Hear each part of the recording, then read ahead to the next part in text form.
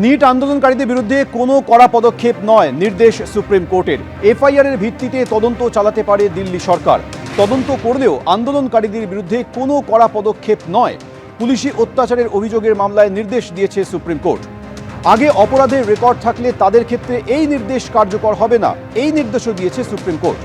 প্রাক্তন প্রধান বিচারপতির তত্ত্বাবধানে এসআইটি গঠনের দাবি জানান মামলাকারী। প্রথমে বিক্ষোভ শান্তিপূর্ণ হলেও পরে অশান্তি শুরু হয়। এর নেপথ্যে দুটি কারণ থাকতে পারে, হয় পুলিশ অতিরিক্ত কঠোর ছিল বা উস্কানিতে কেউ কেউ বিক্ষোভে ঢুকে পড়েছিল। মন্তব্য সুপ্রিম কোর্টের প্রধান বিচারপতি সূর্যকান্ত। যতদূর সম্ভব বলপ্রয়োগ এড়িয়ে চলা উচিত ছিল। পুলিশের মধ্যে অনেকে উর্দি ছাড়া ছিলেন, দাবি মামলাকারীর আইনজীবীর। গোটা ঘটনার তদন্ত হওয়া উচিত, দায় কার সেটা নির্ধারণ করতে হবে, সুপ্রিম কোর্টে সওয়াল করেন মামলাকারীর আইনজীবী। একবার প্রোটোকল তৈরি হয়ে গেলে দায় নির্ধারণ করা সহজ হবে, মন্তব্য সুপ্রিম কোর্টের প্রধান বিচারপতি সূর্যকান্ত। सुप्रीम कोर्ट जो कर रही है वो अपने तरीके से कर रही है, अपने आइडिया के हिसाब से कर रही है, वो करते रहे। हम लोग ग्राउंड पे थे बहुत टाइम से, हम लोगों की कुछ डिमांड्स थी एंड वो डिमांड्स पूरे होने चाहिए, वो सबसे इम्पॉर्टेंट बात है।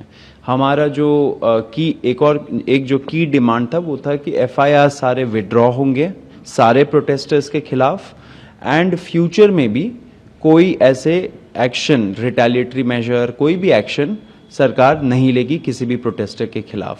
लिखित में जो रिटर्न गारंटी होना चाहिए वो आ जाना चाहिए, आज तक मतलब कि ट्यूसडे तक आ जाना चाहिए। तो जितने भी सारे डिटेनीज थे, अरेस्टीज थे, उन सबको फ्री करना चाहिए, ये हमारा एक मुख्य डिमांड था। जो भी इस मूवमेंट में जुड़े थे उनके खिलाफ कोई एफआईआर नहीं होना चाहिए, एफआईआर विड्रॉ होने चाहिए, फ्यूचर में भी कोई एक्शन नहीं होना चाहिए।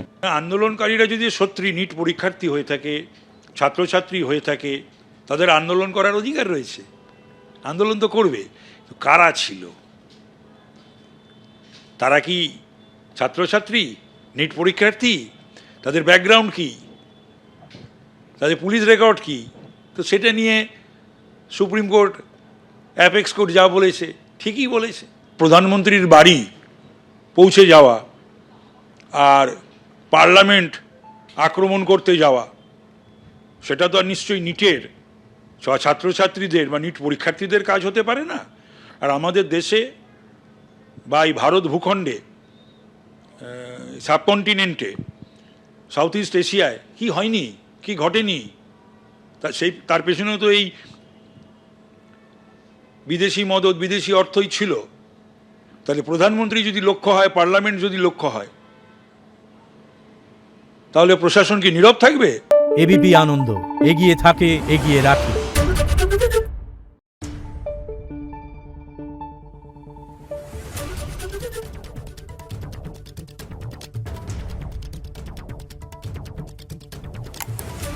Thank you.